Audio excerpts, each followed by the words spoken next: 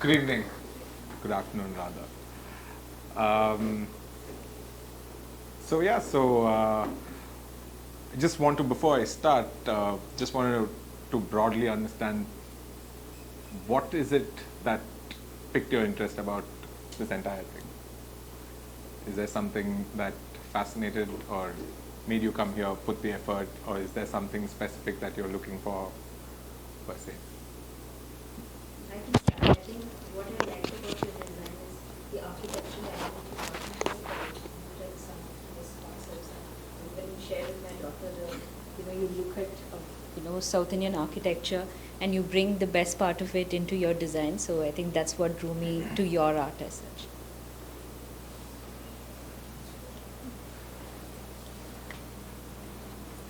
Any else?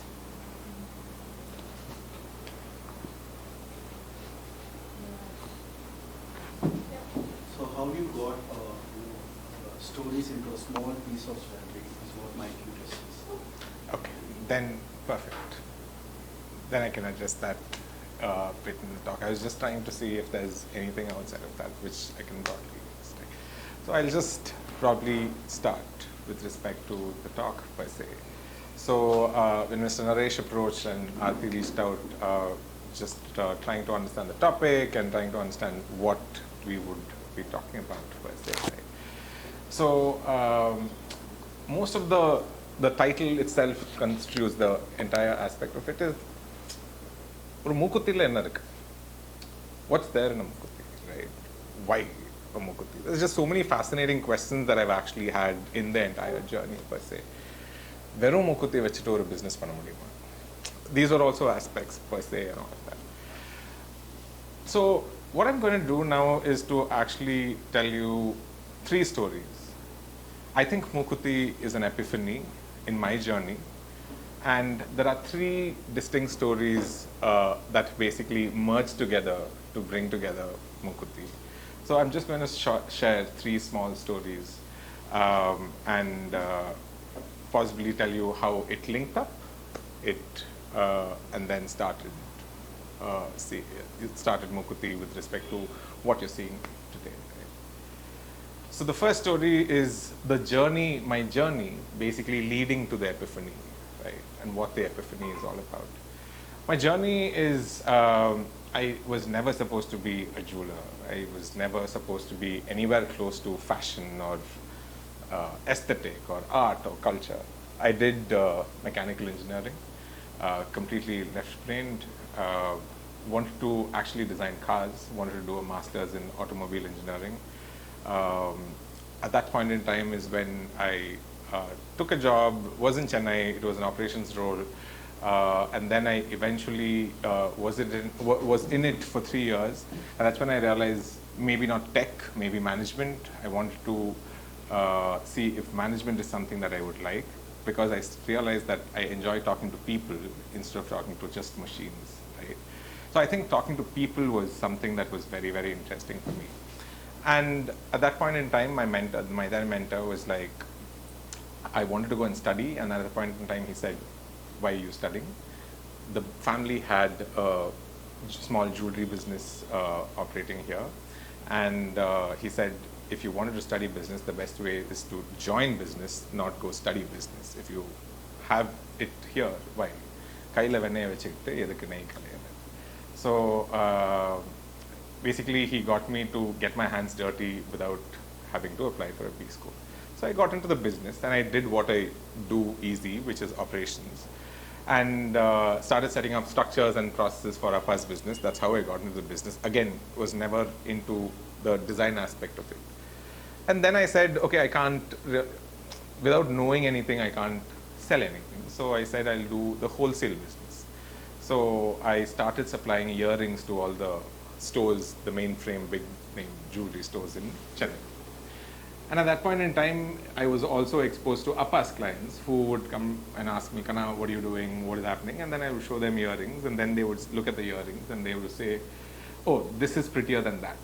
And at that point in time, I wouldn't really know how to, understand why is this prettier than this. Enakku the square and a triangle.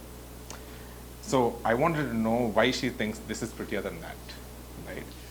So typical South Indian behavior. You don't have answers to something, you end up going and studying. So I ended up doing a course in jewelry design. Now this jewelry design course was 6 months stint in Bombay. I come back to Chennai and suddenly I'm identified as a jewelry designer in Chennai, where all my social circles started ordering jewelry from. This was in 2015. Now we're getting closer to the epiphany. Right? Mid 2015, I come back to Chennai and all my friends and family, they are basically asking me to make jewelry. I started making different pieces of jewelry ranging from bangles to necklaces to bracelets to nettichutti, modram, ellame panna. December 2015 was the first Mookuthi I did for a friend. When she came up to me and said, hey, make me a Mookuthi. Not anything fascinating. It is the typical 7-stone Mookuthi, which is a very popular pattern in earrings in the south, which was eventually popularized as Sridevi Mookuthi when actress Sridevi wore it in her movies in Johnny and all of those things. So even today, colloquially, it is called the Sridevi Mookuthi. Was the first Mookuthi I made. It is available in the store called Ninaiva 13. That when she actually removed her existing piece, which was a single stone Mookuthi, which was like a speck of dust on her nose, and then put this Mookuthi, is when I realized that, wow, this is the smallest piece of jewelry that I've ever made, but the only piece of jewelry that changes the way the woman looks. So this was the epiphany that stuck me, hit me hard. December 2015, this happened, right? This is the end of the first story.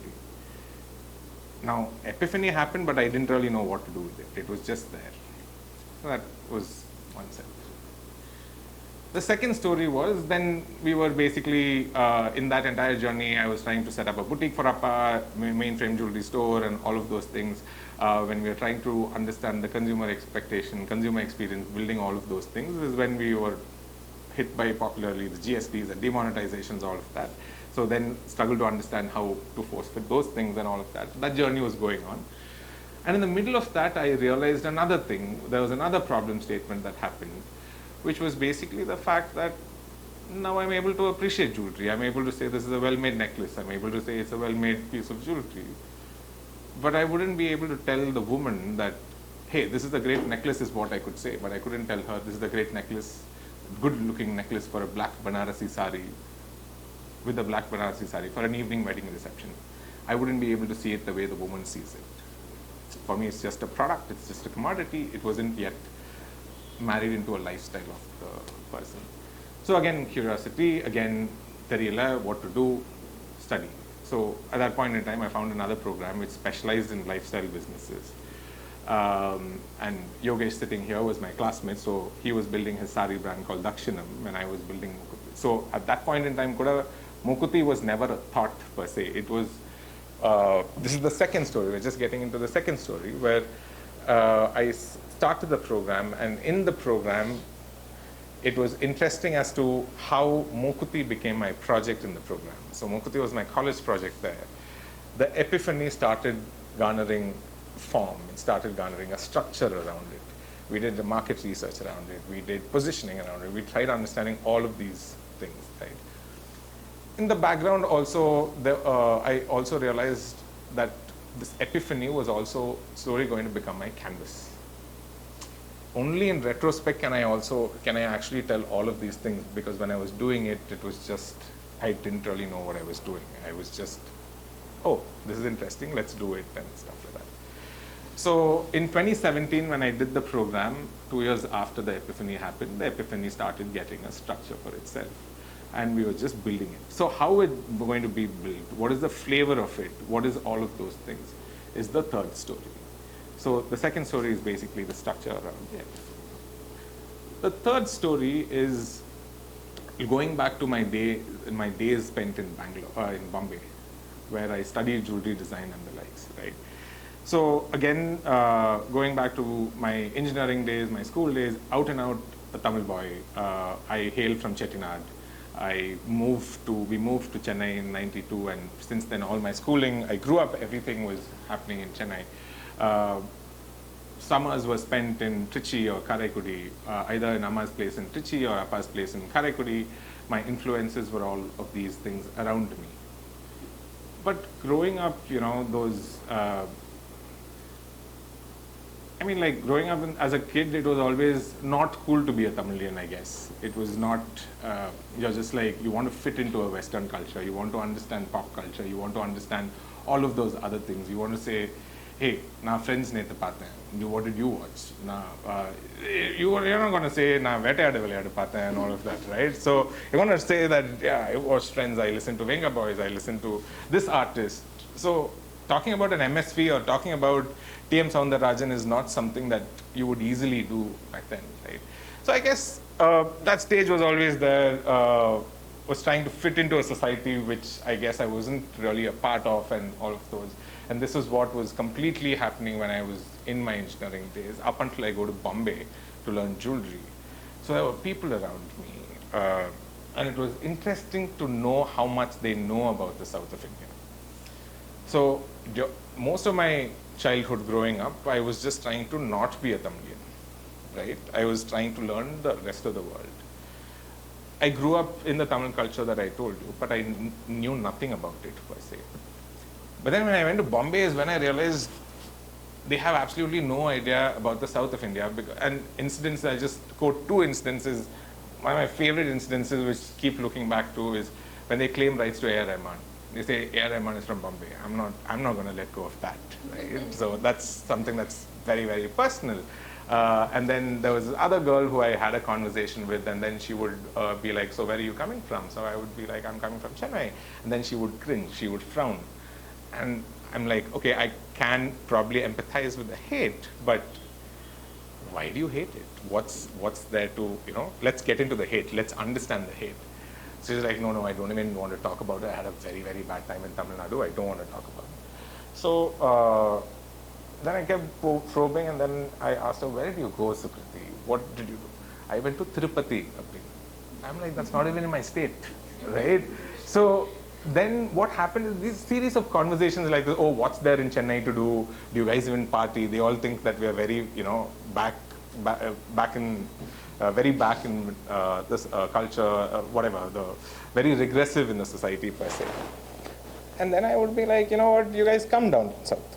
You come to Chennai, I'll take you around. I'll feed you. I'll take you to wherever you want to and all of that. So it's a vibe is very, very contemporary. Vibe is very, very modern, yet very Tamil at heart, right? So I would take them to places around Auroville or Kumbakonam or Chettinad and all of those things. So this became a subconscious habit. Yaraachum edachum sonnanga neenga vaanga. You please come down south and I'll show it to you.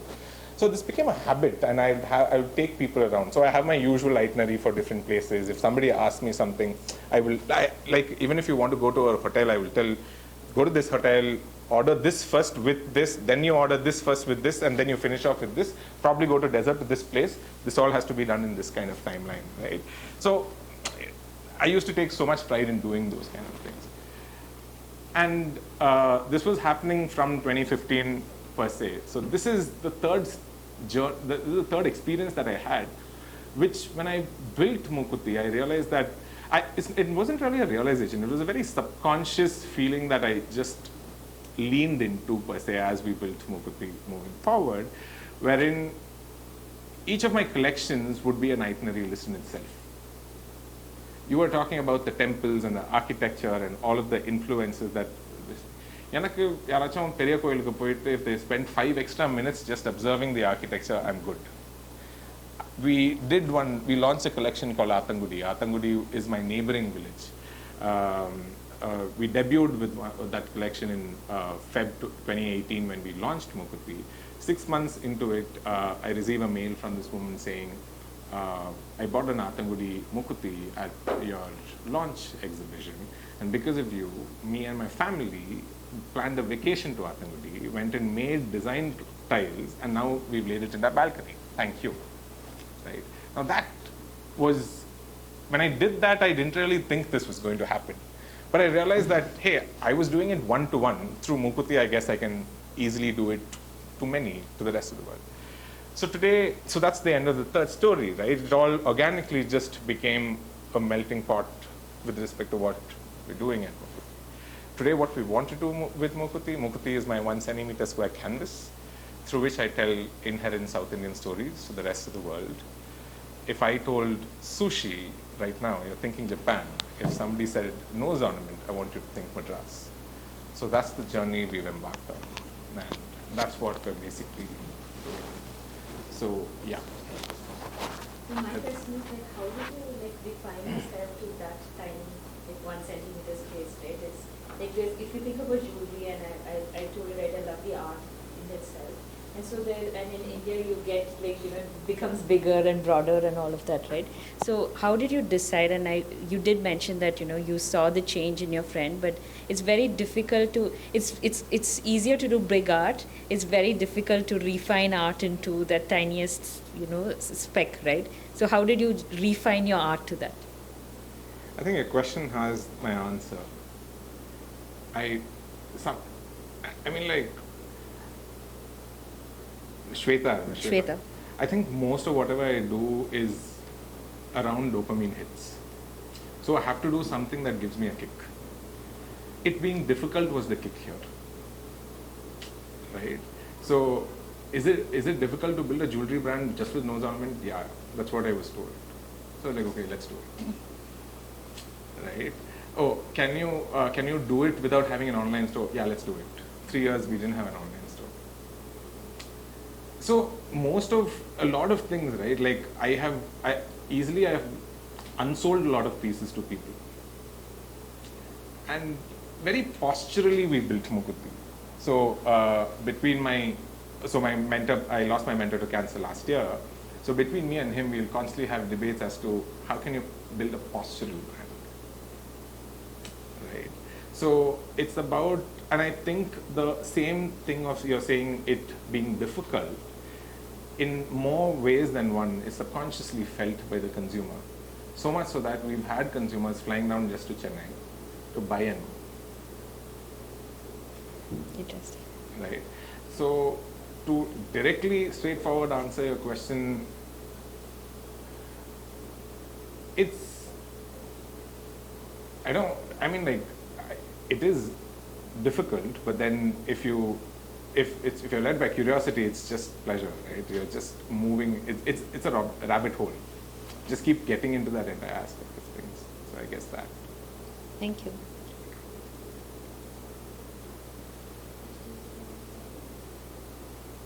How do you target your consumers? Who is your client? So, in fact, that's my calling. Actually, talk about my muse. Very interestingly, was kind of like a female form of me. And yeah, there's also a lot of other things also, right? I think I realized about, I got in touch with my feminine side. Every human has a male side and a female side. I think I got in touch with my feminine side because of Mookuthi. Through Mookuthi. It's more like, or in an oversimplified way, I can say that I've always operated with my left brain. Right brain irukkunnu therinjade because of Mookuthi. And then I started bridging the gap. And probably my everyday struggle is balancing how each side of my brain works. And yeah. Thanks. Any else? I saw your collection on Ravi Verma. How did that happen? It's actually interesting. There was this girl who applied for a job, right? And at the point in time, we had no vacancies per se. So then I said, hey, what can you do, right? And then I started throwing projects to her. So I said, I want a research documentation on second and third ear piercings and all of that. So when she started pitching different kinds of inspirations, then I said, okay, zero down. She pitched like some 40 different things that she can work with, from tribes to culture to art to history. So those basically start feeding a lot more understanding of what are the different things that are there and all of that. Ravi Verma was one of them. And then she said, okay, I said, okay, zero down on Ravi Verma, build the earring range from there. And then when I started seeing them, I was like, wow, there's drama. I want to bring drama onto a nose ornament. I chucked the earring this thing. I binned it, and because Mookuthi doesn't have a dramatic lineup in its product portfolio. I wanted to bring drama into the product portfolio. That's how I wrote my habit. And they are exactly like the paintings of Ravi Verma, or you have modified it? I think when she started, she had, in fact, that most of that aspect was designed by Nandini. So I was only directing her, right? So when there's also, I think, as a designer, you build confidence moving forward, right? I like even when I described my journey of not wanting to be a fit of a popular Western culture to leaning to my roots eventually, I think she's on her in that journey. So when she actually picked pieces, it was very, very, very close to what was already available in Ravi Verma. So it is also important to nurture that and give that confidence to her while launching it per se. We had the first draft had about 60 odd pieces, and then we defined our product portfolio. Then we started breaking it down. We wanted to not more than have like 7-8 pieces per se. And the added challenges over here was also we're venturing into septums and nuts. So we also ventured into other silhouettes in the product portfolio. So just to get the mechanism right took us 4 months, the locking mechanism. So at Mookuthi, we work a lot on the ergonomics of the product. Our pieces hug the nose. If it doesn't hug a nose, then it's not a Mookuthi. Right? So to answer your question, I think it's pretty direct with respect to Ravi Verma's pieces and all of those things. But it's her first win, and it was important to nurture that. And what about Kolam? Because Kolam was all me. Okay. Kolam was all me. Because it was very interesting.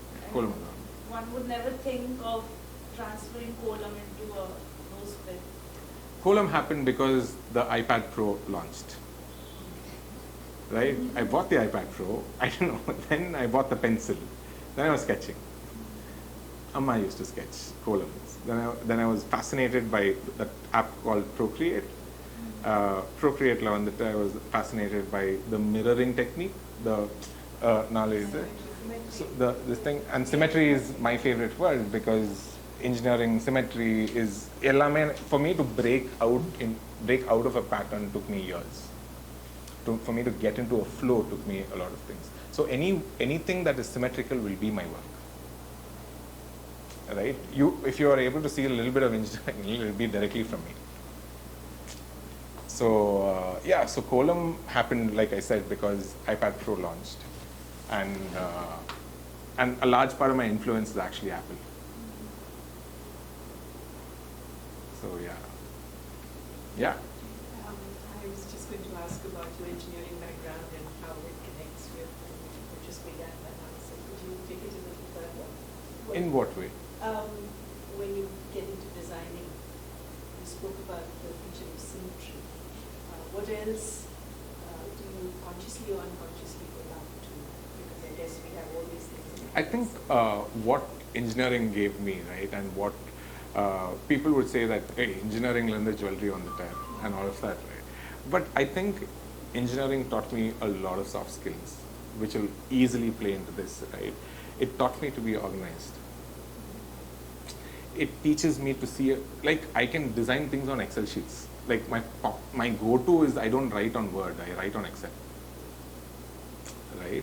So these are all plays that very, very analytical, like, like engineering படிச்சது ஒரு பக்கம், South India Madras engineering படிச்சது இன்னொரு பக்கம், because you don't really study much. Everything can be crammed into last minute, right? So எல்லாமே last minuteல பண்ணி பழக்கமாயி, that high pressure, this thing and all, for a creative brain, it was always an off balance, because a creative brain, like what I struggle with designers is, it's very hard putting them in a structure. I started with the structure and then I had to break down. This was also a very hard this thing, right? So coming back to this thing, metal sciences, for me working with metal was my final year thesis in engineering, alloys. If an artisan would come to me and say, I can't do this, I know his tools, I know the metal, I know the malleability, I will go down, sit with him and reason it out. So there it helps. The ergonomics of a product. So I know how to convert. It's also a mix of engineering and a little bit of consumer understanding. I know how a design can benefit ergonomically a consumer. So most of the things, like a lot of debates go on, like pictures of ours are taken and floated on Twitter and all of that. Why is it so expensive? I can make it with an artisan. It's very simple, right? If there is somebody who's making specialized products, maybe a table, like for example, or a TV shelf. There was one TV shelf that was available on Urban Ladder. And I, like a douchebag, I said, I'm going to save money. I got the local carpenter to actually make the TV stand, where I saved maybe 5,000 bucks. It was 20,000 rupees. Here I spent 15,000 bucks. It's been 6 years since that TV stand is there, and the shelf rolls out other way, roll out now. Every day, my mom's work is to go and shut it. All I had to do is spend 5,000 extra. Right? It could have saved me time and all of those things, right? So I think the absence of that speciality is what that nuance and all of that is what engineering would give me. The ergonomics, the way I would look at certain things, and a lot of things I've realized that. So the other thing also is the fact that I'm extremely insecure about my work, right? So நான் ஒன்று பண்ணுறேன்னா அப்படின்ற போது நான் எதுவுமே முழுசாக படிக்கல. I didn't go to an NID or an NIFT and study a 4-year program and all of those things. I didn't do a complete management program. Engineering couldn't justice pannala. So everything I've been a half-baked cookie, right? So most of these areas I have been insecure about. Now, what this led me to do was I had to be at peace with myself. I had to find answers for my insecurity. So if I did something, I will go and plonk myself in places where there are specialists. I would go and sit in an NID. I would go and sit in an IFT. I'll go and talk to professors. I'll go and sit with other people and I'll say, hey, this is my thought. I don't think, what is happening here? எங்கே போனாலும் வந்துட்டு wow அப்படின்னு வரும். Now I'll be like, oh, wow is coming. Now please tell me why wow is coming, right?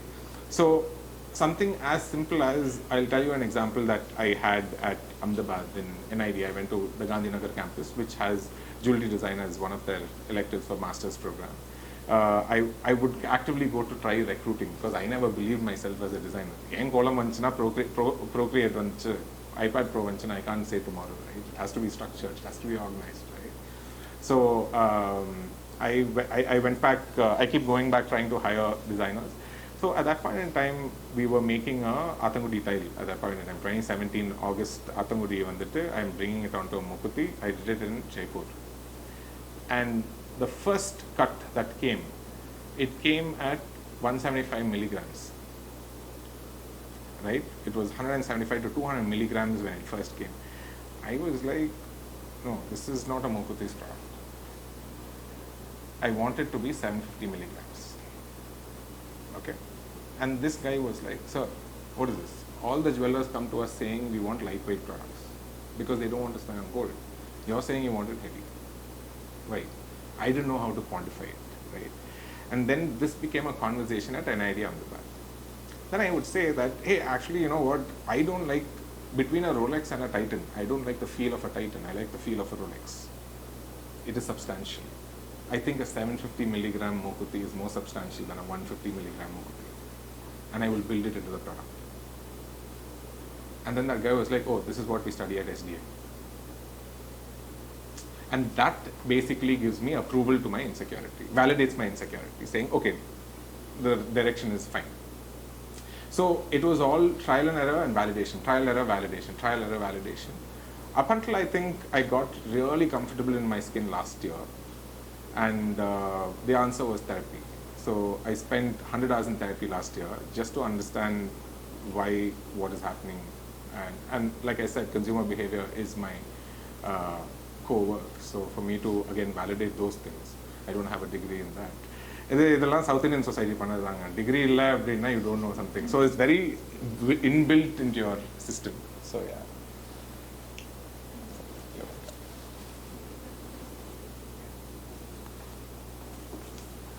Hi, when I went through your website, I saw this concept of Mookuthi dressing room.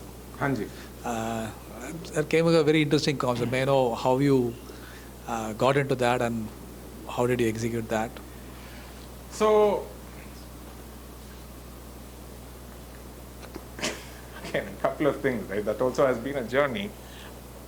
From the beginning, we've only sold Mookuthis by appointment. It's always been like, if you want to buy a Mookuthi, you need to spend 45 minutes with me, right? Why is because the fact that there's no benchmark in the industry for me to say this is the market size, this is how you want to go about it and all of that. We have to build the benchmark. So me spending 45 minutes with the consumer basically gives us a lot of insights on what is she looking at, how does she do all of those things. So this is one side of the story. So it basically was built into the system that buying a Mookuthi is going to be a slow process. It's going to be a very experiential process. And I think most of whatever I did was also very experiential by nature. The second side of the story is I end up selling Mookuthis to buy old furniture. So I collect a lot of antique furniture and keep collecting, hoarding them, go and sit in auctions, or probably when I'm traveling or all of that, I just keep hoarding stuff. இதெல்லாம் வச்சுட்டு என்ன பண்றது அப்படின்னு தெரியாது. So I ended up building a store for Appa using all the old furniture. Today, about 70% of the store, it took me again 3 years later to realize that 70% of the store is done by recycled wood or reused wood, right? So I can jolly well say that it's a sustainable store that we've built. But adala vandu retrospect la. It's actually I built it for vanity, right? And then I can lean into all of these things. So that way we had dressing tables. And then we realized that Mookuthi is a very personal ornament. It is, again, going back to the epiphany, I think it's her identity onto which I ended up building my identity, which is South India. Right? So I think a dressing room is that private space where she celebrates vanity and her identity in a very intimate capacity. I married it with the Mookuthi. And I said, let's launch the Mookuthi dressing room, where we basically allow the woman to celebrate vanity with the Mookuthi.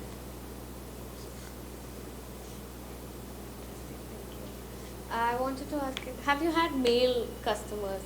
Oh yeah, of course. Have you? Of course. Why It actually goes back to, sorry, you asked. Yeah, please. It actually goes back to the identity of basically the man identifying his feminine side. Okay. The more closer they are to the feminine side, they're given into those alangaron solron. So that actually ends up happening.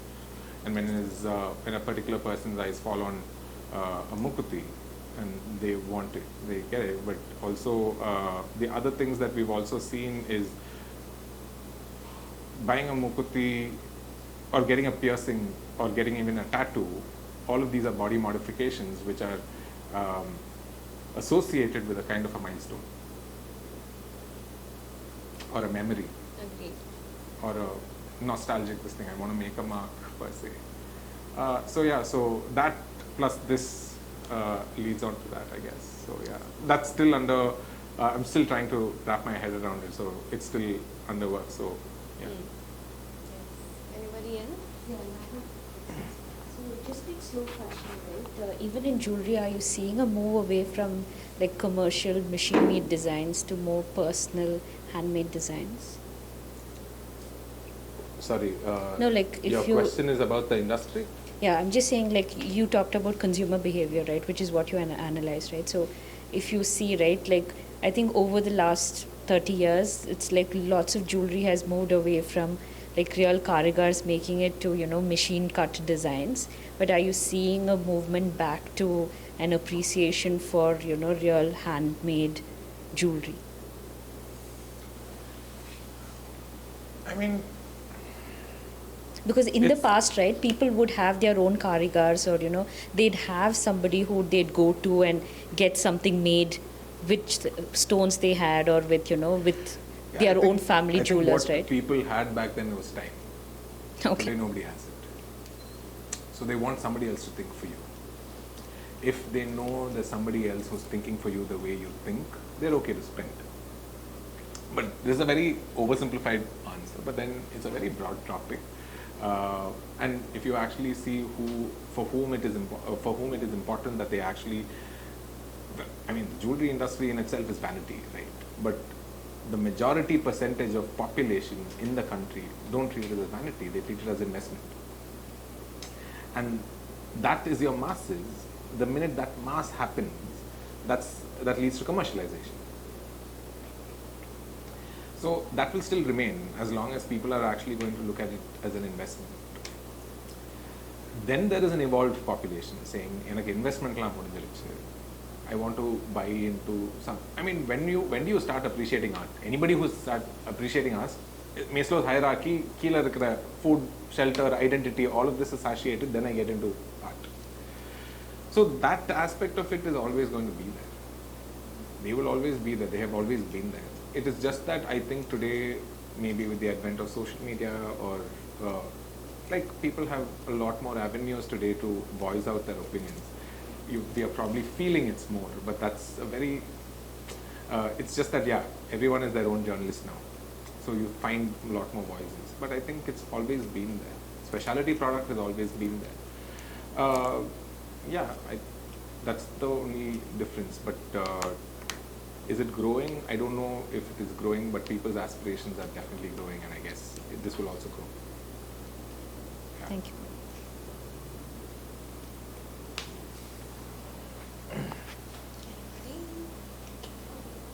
So how did you build this up? Because it's for a very, I mean the kind of customers you might have is very small. I mean, there might be not many people who, as ma'am said, that it's like for a market, you are doing a mass production, but it is not mass production, it's art. So how did this got built up?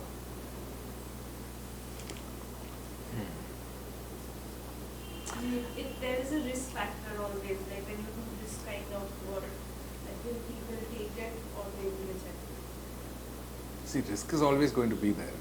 So there are different, I mean, what is more important that I answer here? Do you want to know how the consumer base got built, or Yes. I think looking back, I can make an analogy over here with beer. Let's take Bira. Have you come across Bira? Did you see how popular Bira came in a short span of time? Now, what happened there was the fact that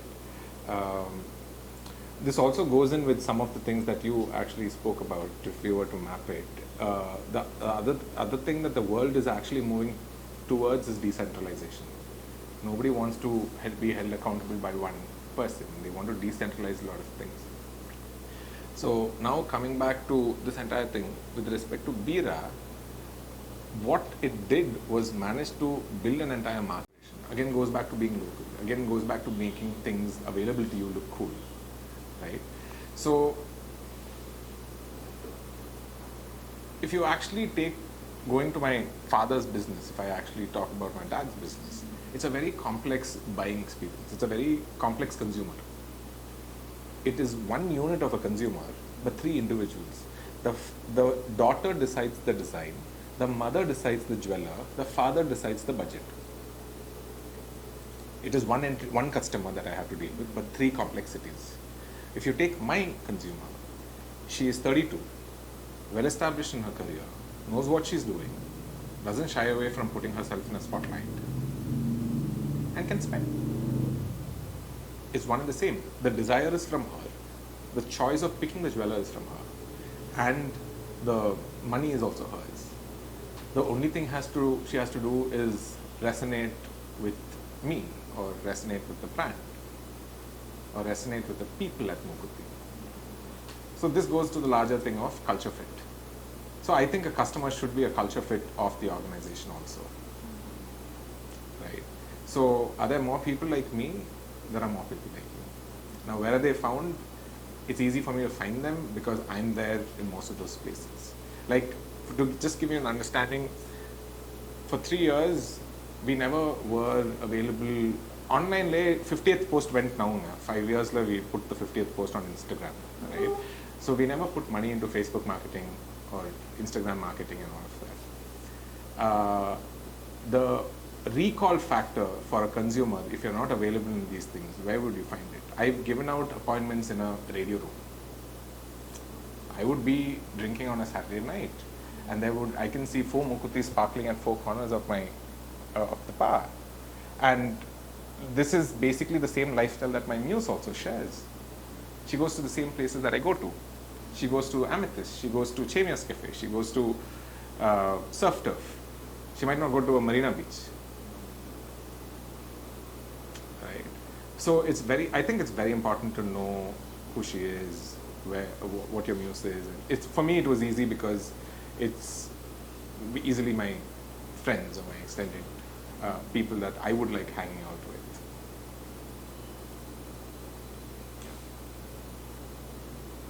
So Mookuthi aesthetic is going to be to do with Indian tradition, South Indian tradition, or anything new like that you want to collaborate from Western side of architecture or something? I don't know.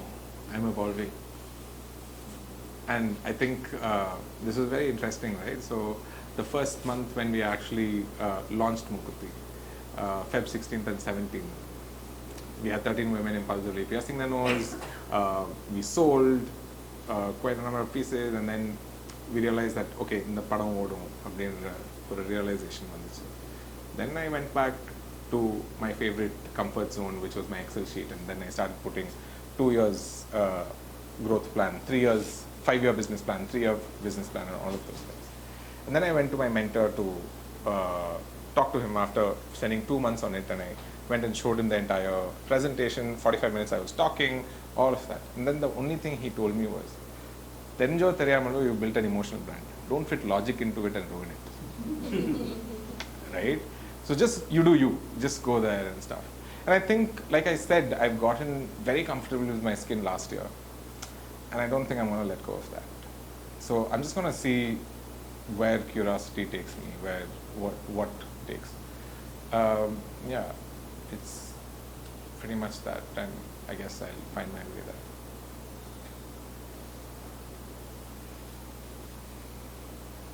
Anything else? How do you handle your designers? Like, because you are, as you said, you are not from a design background, but you also have to handle a bunch of designers. So, I think half of it is done at therapy. To be honest, very honest, right? Because if you're not organized, it's very hard for me to talk to you, right? For me, it triggers me if I have to go in circles. I'm being very honest, right? Like, if if I get into that, then it's a very different place I'll be waking up in a very different place. So I had to keep constantly understanding where they are coming from. I put in a lot of effort to see it through their eyes. If I'm actually going to be able to say that it was important to nurture her and give her her first win and not take it on me saying, hey, you're not a brand, it's my design, I did it and all of that, then it's a very, very different, I'm leaning into a very different thing, right? So yeah, so I think it's been a journey, and we're trying way too many permutations and combinations to find fit. What is it that can work here? What is it that can't work here? I keep running different kinds of exercises every 3 months. Every quarter I keep running a different exercise for myself to see, are they performing better? Are they not performing better? So on and so forth. Yeah. I wish there was an answer, because that's what I'm looking for. If I may ask, like, you brought in probably the smallest ornament into limelight, and you made people talk about it, Mookuthi. Having tasted success with that, are you looking at some other ornament in the future? I think there's a lot. In fact, that's a very interesting influence for me I had listening to one gentleman talk. I don't know if you know Dr. Velumani of Thyrocare.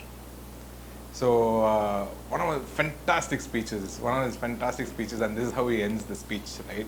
So Thyrocare, I think, is about 6,000 crores today. It's a listed company today, and Velumani is somebody who's had a very humble background from Coimbatore, and he built Thyrocare to what it is today. And he ended the speech, and his journey is beautiful. If you get a chance, please watch it on YouTube.